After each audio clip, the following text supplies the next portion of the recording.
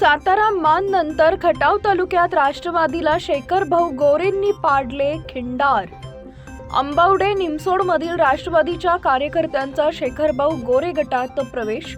मान खटाव मतदारसंघात शेखर भाऊ गोरे गटाची ताकद वाढवत असताना मान तालुक्यातील कुळकजाई इथं विविध गावच्या राष्ट्रवादीच्या सरपंच, चेअरमन आदी पदाधिकारी कार्यकर्त्यांनी प्रवेश केल्यानंतर आता खटाव तालुक्यात राष्ट्रवादीला खिंडार पाडत अंबावडे, निमसोड आदी गावातील प्रमुख पदाधिकारी व कार्यकर्त्यांचा आपल्या गटात प्रवेश घेऊन निमसोड गटात आपली ताकद निर्माण केली आहे।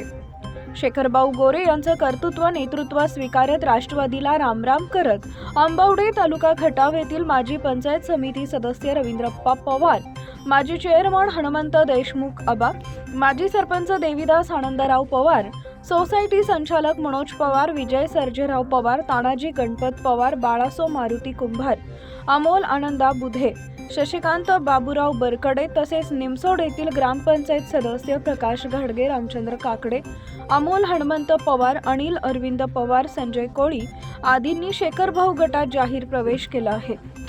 अंबावडे ग्रामपंचायत आपल्या गटाची असेल। आज प्रमुख पदाधिकारी व कार्यकर्त्यांनी आपल्या नेतृत्वाखाली गटात प्रवेश केला आहे। जुन्या नव्या पदाधिकारी कार्यकर्त्यांची सांगड घालून या गावच्या सर्वांगीण विकासासाठी आपण कटिबद्ध आहोत।